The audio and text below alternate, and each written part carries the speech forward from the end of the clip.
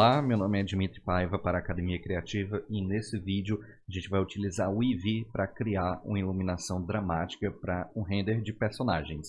Então, não sei se dá para perceber, mas eu sou fã do Pato Donald e aí que eu tenho esse projeto no meu portfólio e eu vou mostrar para vocês como é o processo passo a passo da iluminação dessa cena. A gente não vai falar sobre composição, sobre modelagem, nem sobre materiais. A gente vai falar única e exclusivamente de iluminação para que você veja de uma forma rápida e fácil o potencial do Eevee para a criação de cenas, tanto para ilustrações quanto para motion graphics. Então, vamos nessa aqui para o Blender e o que nós temos aqui é a minha cena em questão aqui no Shading Workspace e por padrão que está acontecendo aqui é que a gente está vendo o motor Workbench, que permite que a gente faça esse tipo de visualização bem interessante, o que é ótimo para uma cena complexa como essa, porque a gente vê a nossa cena bem silhuetada, podendo avaliar como está o design das coisas, como está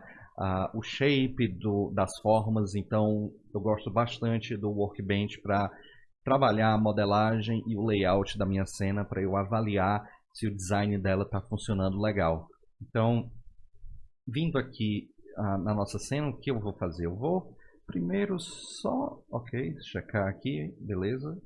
Vou vir mudar o meu motor de Workbench para Eevee. E aí que quando eu mudo para Eevee, os meus shaders vão ser compilados levemente, tá? Para que o novo motor de render seja considerado na parte dos cálculos. E é isso que a gente tem. A gente só vê basicamente aqui os nossos materiais em ação, porque não existe absolutamente nenhuma luz na nossa cena, tá? Então, o que a gente vai fazer aqui vai ser iluminar essa cena de uma forma dramática para que a gente tenha uma composição final, uma cena final. Então, eu vou mostrar para vocês como seria o processo de iluminação de uma cena como essa. É importante considerar que eu diminui um pouquinho a quantidade de partículas no chão, que são essas lanças e estacas que estão aparecendo no vídeo, apenas para fins de performance, certo?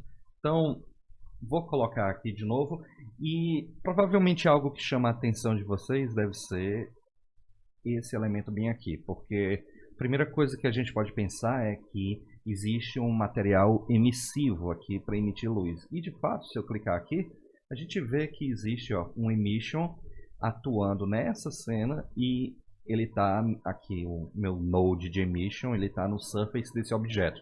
E aí que esse objeto tem essa cor e em outros motores, claro, o emission ele deveria emitir luz. É o caso do Cycles também aqui no Blender. No caso do Eevee, ainda não. O Eevee ele ainda não tem suporte a shaders emissivos, certo? Então, para que tem esse shader aqui? Ele está aqui para que eu possa utilizar esse emission para criar um efeito de bloom, certo? Então, se eu ligar aqui o meu bloom nos render settings, a gente já vê um brilho acontecendo, tá? Eu vou tirar os overlays aqui para que a gente veja melhor o que está acontecendo e eu também vou só aumentar aqui o tamanho da minha composição. Então, veja só que por existir esse emission na cena, o meu bloom ele começa a brilhar. Se eu, lógico, mudar a cor, a gente vê que o bloom ele fica diferente, né? Ele vai acompanhando a cor que a gente tem bem aqui.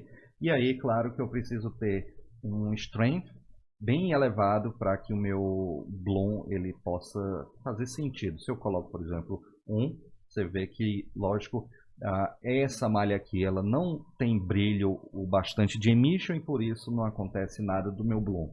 10, a gente começa a ver um pouco, mas eu estiquei bastante, tipo 150, para deixar isso aqui bem, digamos, branco, porque fica bem estilizado assim. E aí que uma vez que agora a gente está aqui, a gente precisa meio que fakear essa iluminação. Então, para isso eu vou colocar uma point light bem aqui atrás da minha geometria para simular como se houvesse de fato uma luz aqui na minha cena. Então, deixa eu ligar de novo os meus overlays e com Shift botão direito eu clico aqui, ou então eu vou selecionar a minha geometria, que já está selecionada na verdade, e vou em Shift S, e aí Cursor to Selected, para o meu 3D Cursor ser travado aqui na minha seleção. E aí eu vou sair aqui da minha câmera e eu vejo que o meu 3D Cursor está travado aqui, ótimo. Você não vê o 3D Cursor, você vem em Overlays e ativa o 3D Cursor aqui, tá? Então, o 3D Cursor ele vem para cá e isso permite que eu venha agora em Shift A, Light e Point Light, e agora essa Point Light ela nasce exatamente onde está o meu 3D Cursor, certo? Automaticamente também, ou melhor, eu poderia vir aqui, automaticamente foi boa, mas enfim, a gente poderia vir aqui em Edge, Light e seria a mesma coisa, certo? Então, agora eu coloquei uma Point Light aqui, e aí das maravilhas do render em tempo real, porque a gente já está renderizando a nossa imagem. Deixa eu selecionar isso aqui para eu poder navegar melhor, ótimo. Então veja como a gente já está renderizando a nossa imagem. Eu sei disso porque eu estou aqui no modo de render da minha viewport, então isso que a gente está vendo já é o resultado da renderização.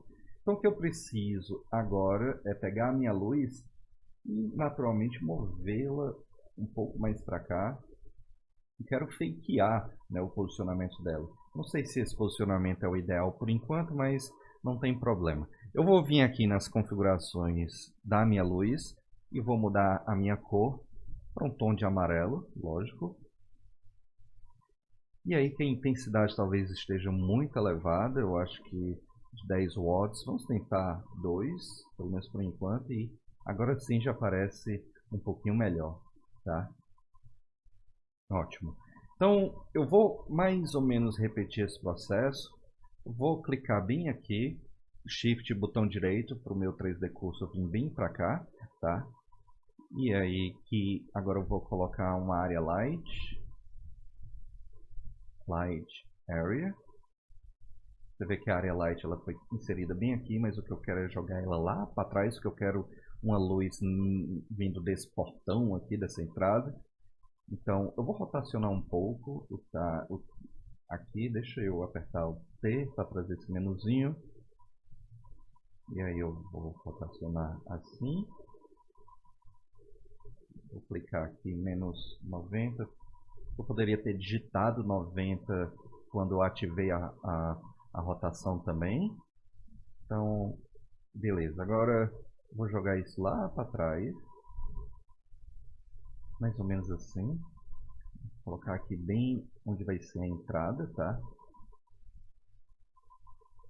E aí eu vou aumentar o tamanho da luz.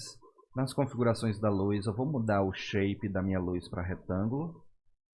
E aí agora sim eu consigo deixar um shape mais interessante. Ok? Então essa luz aqui, ela vai ser uma luz talvez um pouco mais azulada, mais esverdeada. Então com a soma dessas duas luzes, a gente já começa a ver um render bem interessante, tá? Então, ignorem isso aqui embaixo, são as configurações do material. Se eu vier aqui na visão da minha câmera, tirar meus overlays, ó, a gente já começa a ver aqui uma iluminação bem interessante. Então, basicamente está feito já. Então, valeu, brincando, o tutorial ainda não acabou.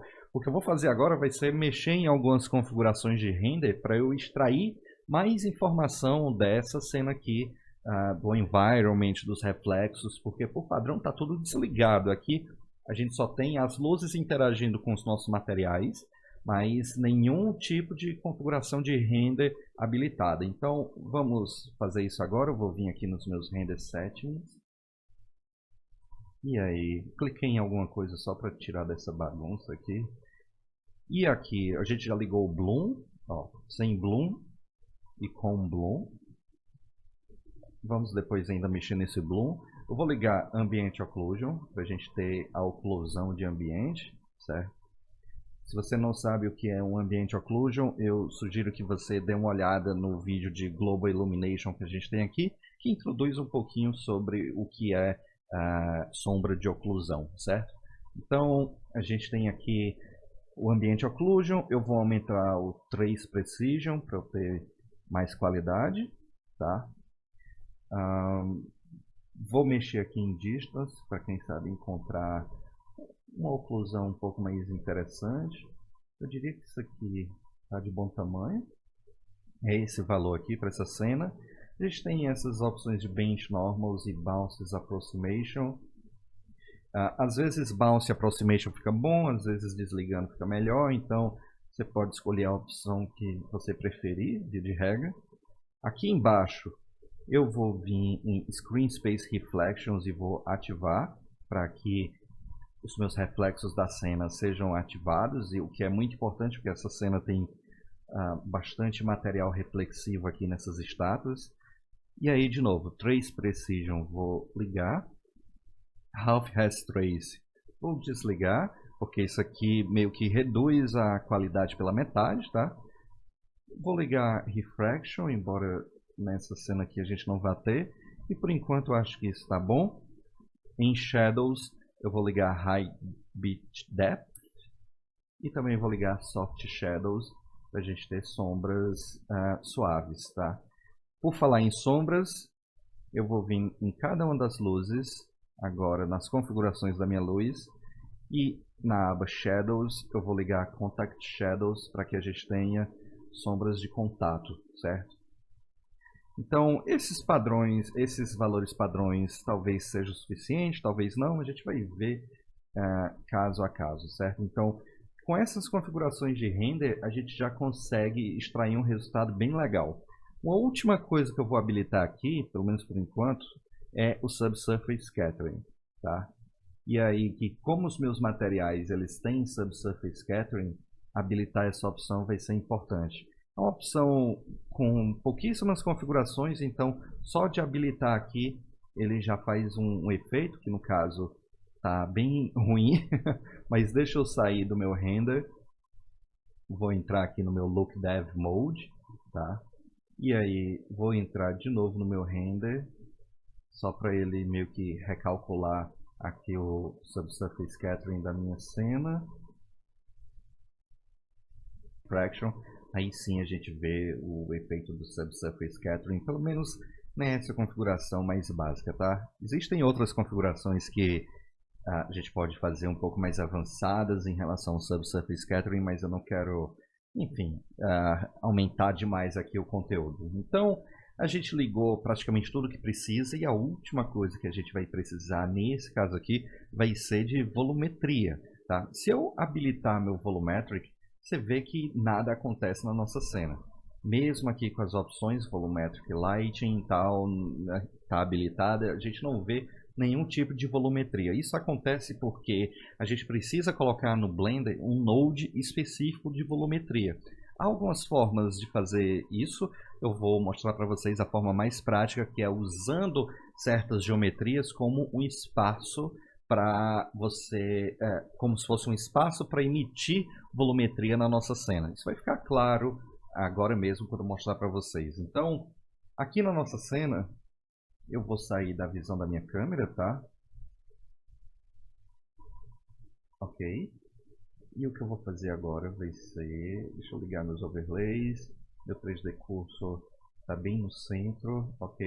E o que eu vou fazer agora vai ser colocar pode ser um cubo mesmo, tá?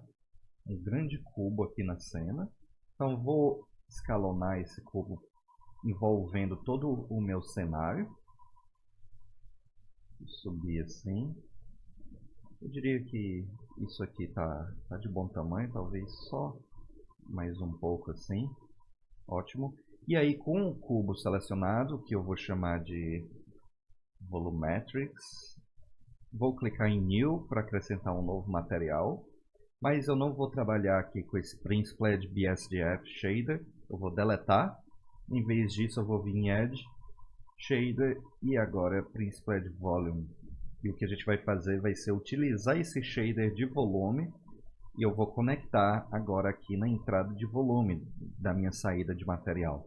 E aí que imediatamente a gente já vê algo acontecendo na nossa cena. Tudo que está dentro desse cubo passa a ser volumetria, e eu posso fazer isso com qualquer objeto. Vou voltar para minha câmera e veja só, agora a gente vê uma iluminação bem mais dramática, porque enfim a geometria, né, que a gente colocou ao redor da nossa cena, ela está emitindo volume. Então a gente vai ter que controlar um pouco agora essas configurações de volume, certo? Eu vou só ligar esse Volumetric Shadows para deixar ainda melhor. Tipo, agora sim ele está levando o sombreamento da luz em consideração durante a volumetria. Ótimo. Então a primeira coisa que eu vou fazer vai ser mudar a cor desse volume, que está nesse tom de cinza. Eu acho que para essa cena aqui um tom um pouco mais terroso faz mais sentido, tá? Enfim, a gente está dentro de uma catacumba, como se toda essa volumetria fosse causada por poeira. Então, a densidade é um outro elemento que a gente vai ter que mudar. Então, vou diminuir assim, um pouco aqui a densidade da cena. Da volumetria da cena, melhor dizendo, ó, sem densidade. E à medida que eu vou colocando um pouquinho de densidade, a gente vê aqui o volume da nossa cena em atuação, né? Talvez por enquanto isso aqui esteja bom. E aí a gente tem essa anisotropia, onde a gente controla o quanto o nosso volume ele vai ser refletido pela luz, né, em relação com o posicionamento da câmera. Então, quanto mais anisotropia, mais o volume vai ser, digamos, visível, e quanto menos anisotropia, menos o volume da cena ele vai ser visível e vai se concentrar mais perto da câmera. Então, com mais anisotropia, mais é visto do volume, inclusive a longas distâncias. Então, acho que eu perdi aqui a minha seleção sem querer. Então, aqui em Volumetrics, deixa eu colocar um valor aqui de anisotropia, talvez por aqui. Eu acho que por aqui pode ser legal. No caso, eu sinto falta de um pouquinho de iluminação mais lá atrás. Eu vou pegar a minha área light. Vou abrir aqui. Talvez a gente tenha que aumentar bastante a potência dessa área light. Ó, agora sim a gente vê um brilho mais forte lá de trás, mas eu acho que foi demais. Vamos colocar 50.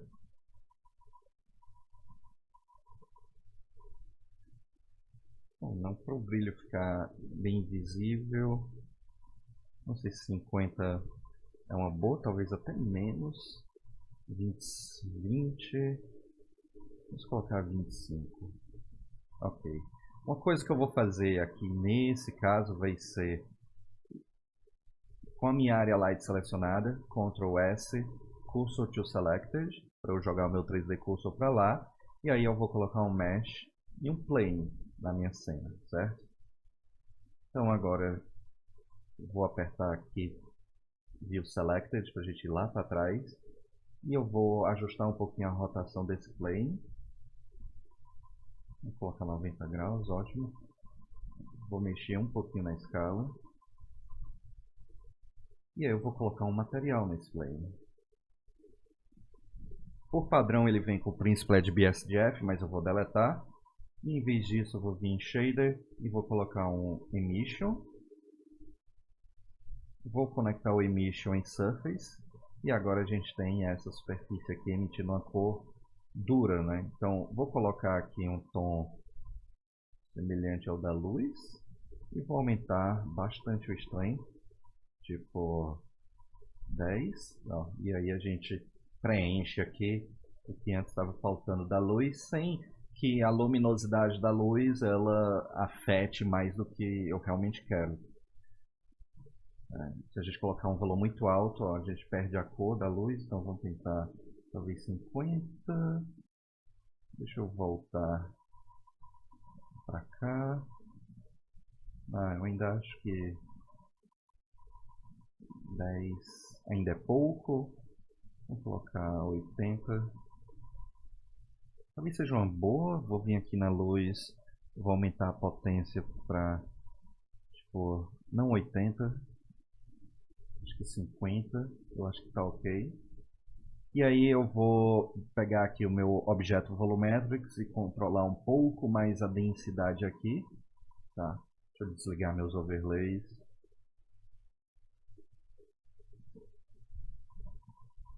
E aí, se eu aumentar a anisotropia, eu acho que fica mais interessante. Vamos mexer um pouquinho na densidade da cena também.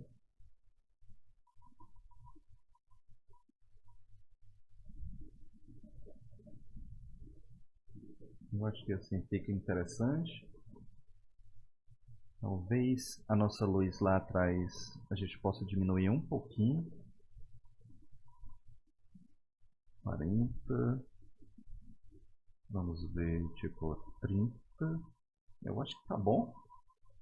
Outra coisa que a gente pode fazer aqui nessa cena, eu vou colocar meu 3D Cursor um pouco para cá, assim, e eu vou colocar uma nova luz, light, e aí vou colocar um spotlight. Deixa eu sair daqui, e a minha spotlight ela foi inserida onde eu não queria, então vou movê-la bem mais para frente. Eu quero usar esse spotlight apenas para iluminar um pouco melhor o Donald. Eu vou rotacionar um pouquinho aqui. Vamos ver a visão da nossa câmera. Vou colocar o mesmo tom que a gente tem lá atrás para manter meio que uma coerência na iluminação. E aí eu vou diminuir essa intensidade. Quem sabe colocar essa área light um pouco mais para cá, assim. Ótimo. E aí, uma vez que é uma área light, eu vou aumentar o blend do cone de luz, né? E eu também posso... acho que eu vou colocar esse size aqui do cone, eu acho que é o bastante. Então veja só o quanto a gente já conseguiu ganhar aqui no nosso render, né? Talvez aqui esse plane a gente possa diminuir um pouquinho. Vamos tentar 50 lá atrás. 30, ainda dá um bom resultado. 20 ainda está dando um bom resultado. Eu acho que isso aqui por enquanto está ótimo. Vou só checar aqui o meu spotlight. Ele está iluminando bem esse lado do rosto do Donald que estava talvez um pouco escuro demais. Além de gerar um brilho legal aqui no Specular. Vou só checar se a gente pode talvez colocar em 3 aqui. Acho que fica um bom número. Eu vou vir agora nos meus render settings e em Bloom, desligando o Bloom e ligando o Bloom. Eu acho que o Bloom está forte demais. Então vou aumentar um pouco aqui o threshold desse Bloom. Quem sabe mexer um pouco aqui no Radius. E aí, só para o Bloom existir um pouquinho, em especial aqui na luz, tá? Mas não, digamos, preencher a cena tão forte como estava antes. Então vou vir aqui na minha área light, que está lá atrás. Talvez a gente possa diminuir um pouco mais a potência dela, a intensidade, ótimo. Agora na minha luz aqui da tocha, vamos mexer um pouco nela. Eu acho que fica interessante, porque a gente não tem uma luz tão forte assim, o que é legal. Sabe, eu vou aumentar aqui um pouco o radius dela. Na verdade, acho que é melhor diminuir. Ok. Então a nossa cena está quase toda completa já. O que é que eu vou fazer mais? Eu vou vir aqui cadê? Ok, Color Management e aí testar alguma configuração de cor. A minha exposição está um pouquinho diferente aqui, mas vamos testar um outro contraste, tipo esse Medium High, interessante talvez, um High Contrast fica bem forte, pode ser bonito dependendo do que você esteja buscando. Low Contrast pode ficar interessante também. Na verdade, essa parte dos contrastes são terríveis, porque às vezes você gosta de um, às vezes gosta de outro, então eu acho que vai ser a direção de arte que vai determinar o que você vai fazer, tá? Provavelmente um Depth of Field vai vir bem a calhar, o que nesse caso aqui eu não configurei a câmera, então não vai fazer tanta diferença nesse caso, certo? Mas uma coisa que definitivamente a gente pode fazer ainda é, quem sabe, colocar algum HDR na cena para eventualmente, vamos ver aqui, essa parte frontal receber algum brilho adicional. Então, vou vir aqui em Object, na seção World, e a gente tem esse background, esse node de background, e o que eu quero fazer, na verdade, vai ser vir em Edge, Texture, Environment Texture. Vou conectar aqui. O Blender, lógico, ele vai exigir de mim um mapa de HDR. Então vou abrir aqui. E aí vou vir em HDRI. Esse Factory Catwalk. Vou escolher, por exemplo, essa imagem aqui, bem difusa, tá? E agora a gente está vendo, vou clicar em Use Nodes, claro, para os nodes serem levados em consideração. E aí agora a gente começa a ver, ó, um pouquinho mais de luz vindo pela frente, que acaba atenuando até mesmo um pouco essas sombras um pouco mais duras que estavam aqui na frente. Mas em razão disso, lógico, a gente precisa fazer uma certa compensação na luminosidade geral da nossa cena. Deixa eu botar aqui um Base Contrast. Então, o que é que eu vou fazer? Primeiro eu vou vir na minha volumetria. Deixa eu voltar para o Object aqui e ver o que é que eu posso aumentar da densidade para ficar mais interessante, ó.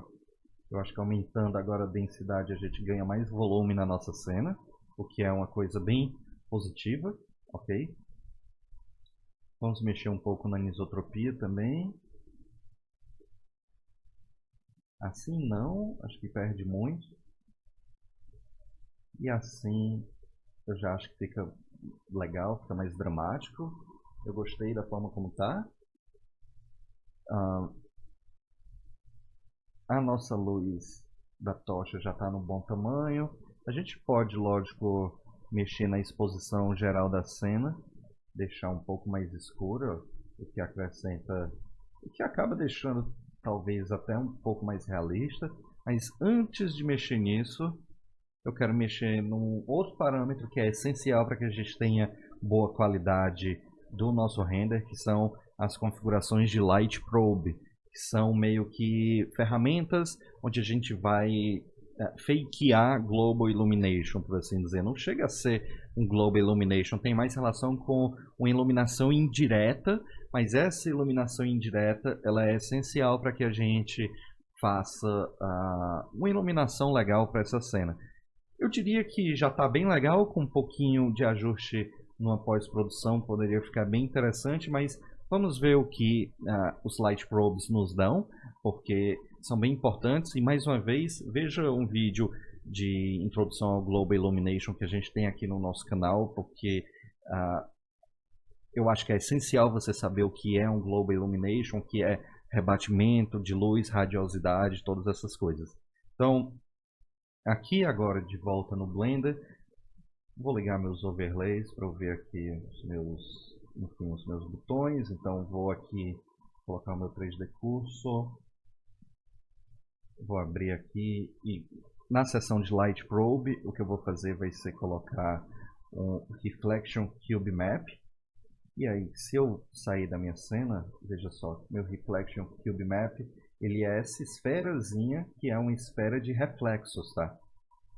Então vou vir na minha configuração, vou aumentar o radius dela, eu vou duplicar com Shift D, e aí vou jogar uma outra lá para trás para a gente ter duas esferas de reflexo aqui dentro. Ok? E aí vou de novo Light Probe e vou colocar esse Irradiance Volume. O que é que ele faz? Esse Irradiance Volume, cada uma dessas bolinhas que vocês estão vendo aqui dentro dele é um ponto, digamos, de emissão de luz. Isso aqui é uma forma meio fake de calcular iluminação indireta, né? De calcular radiosidade. Então, o que a gente vai fazer aqui vai ser aumentar, lógico, o tamanho disso aqui. Então, com a escala, eu vou puxar. Eu quero que preencha o espaço do meu corredor. A cena, lógico, ela é talvez um pouco grande demais para isso, mas meio que não tem problema. Vou puxar isso mais para cá assim, só para eu ver como é que tá. Eu diria que está de bom tamanho, a gente não precisa ir até o fundão, porque é desnecessário. E aí o que eu vou fazer agora, só reposicionar aqui, e eu vou acrescentar um pouquinho mais dessas esferazinhas de luz secundária. Eu faço isso aqui em Resolution, então vou aumentar a resolução nos diversos eixos, tá? Isso, lógico, me dá mais luminosidade para trabalhar aqui nessa cena. Eu posso esticar muito isso, mas se eu fizer isso, vai aumentar de forma bizarra o tempo de cálculo da iluminação indireta. Então, uma vez que a gente coloca essas duas opções, Reflection, Cube Map ou Radiance Volume, eu venho aqui nas minhas configurações de render. E agora, em Indirect Lighting, eu tenho algumas configurações aqui. Diffuse Bounce são os rebatimentos da luz. Mais uma vez, veja o vídeo de Global Illumination para entender o que é isso. E, por padrão, eu acho que a gente não vai precisar mexer muito aqui. Eu vou só clicar em Bake Indirect Lighting. E o que o Blender agora vai fazer vai ser calcular as informações dos nossos reflexos que a gente colocou na cena e também as informações do nosso Irradiance Volume para que ele calcule essa iluminação indireta e esses reflexos adicionais que a gente colocou na cena. E agora essa iluminação que ele está calculando vai ser incorporada na nossa cena, ou seja, a gente ganha iluminação com zero processamento adicional, porque esse processamento ele já está sendo calculado aqui no nosso processo de baking, certo? Então, isso que a gente tem agora aqui na nossa cena, ó, eu vou tirar os overlays, e agora a gente tem aqui mais iluminação indireta, mais reflexos na nossa cena, e com isso a nossa cena cresce um pouco mais. Veja que aqui ele gerou um cache de luz, que eu posso deletar. Por padrão ele jogou 26 megas na memória, o que é bastante baixo, certo? Então isso aqui é o nosso render final, eu diria. Eu acho que está legal. Talvez só vindo aqui em World, vamos mexer um pouco aqui. No caso não vai mais fazer diferença, na verdade, porque uma vez que a iluminação foi bakeada, esses ajustes eles não sofrem mais influência, tá? Então, vou voltar para o que estava antes. Eu acho que a gente chegou num ponto extremamente satisfatório. Eu vou só mexer em Color Management, quem sabe ver aqui a exposição, se a gente consegue fazer um look diferente. Vamos ver aqui no Gama. Eu acho que não. Opa, Gama nenhum. Vamos ver os looks aqui. Médio High Contrast. Very High. Vai ficar com visão interessante. Base Contrast. Médio Low. Enfim, vai depender do nível de pós-produção que você vai seguir nessa cena, tá? Acho que eu vou deixar esse médio high, pelo menos por enquanto. Então, esse é o nosso resultado final. A gente pode aumentar, lógico, os samplings também. Então, vou colocar 100 na viewport, 100 no meu render. Vamos ver se ele deixa aqui um render sem noise, pelo menos aqui na viewport. Parece o caso. Então, eu vou clicar em render só para a gente ver quanto tempo levaria essa cena aqui. Render image. E aí agora é só esperar a renderização acabar. No caso dessa minha cena aqui, ela é uma cena tão, digamos, pesada em termos de geometria para um motor em real time, que eu receio que ele passa mais tempo calculando a geometria, certo, do que, enfim, renderizando a cena para valer. Então, ele acabou aqui e ele gerou a nossa imagem em 18 segundos. que é uma imagem bem complexa. Eu já havia trabalhado uma certa pós-produção aqui nessa cena, então por isso que as cores mudaram um pouco. Deixa eu entrar aqui no Compositing, Backdrop, e aí ó, eu já havia colocado algumas coisas na cena, tipo um Glare adicional, um Lens Distortion. Eu acho que esse RGB Curves eu teria que trabalhar um pouquinho, mas é isso aí. Veja só que a gente criou um render bem interessante. Tá vendo um certo artefato aqui, eu acho que é por causa do glare. E era. Então, a gente criou um render bem interessante aqui para nossa cena, utilizando apenas o EV, com um pouquinho de esforço na pós-graduação. Na pós-graduação, meu Deus. Na pós-produção, eu acho que a gente consegue um look bem legal, como isso aqui. Estou ligando aqui os RGB Curves. Talvez só aumentando um pouco mais aqui a área de brilho. Colocando um pouco mais de contraste na área de sombra. E lógico, eu acho que um ruídozinho na imagem viria bem a calhar para dar mais realismo. Não esse ruído aqui do jitter, tá? Que aqui já é um ruído grande demais. Eu acho que tá funcionando bem o nosso render. Tem um contraste bem interessante, pode ficar legal. E é isso aí. Eu espero que vocês tenham gostado. Gerar uma imagem desse nível no EV é bem fácil, como vocês viram, com a grande vantagem de ter um tempo de renderização estupidamente rápido em comparação com outros motores, como até o próprio Cycles também, certo? Essa cena pode ficar ainda melhor com um pouco de noisezinho na pós-produção, com render passes também, coisa que a gente não trabalhou aqui. O que eu fiz foi apenas jogar no render para ver o quanto tempo de renderização levaria, né? E também colocando só alguns nodes de pós-produção, em especial o Lens Distortion e também um RGB Curves, né? Lens Distortion para criar uma certa aberração cromática. Então, eu espero que tenham gostado desse tutorial e até o próximo.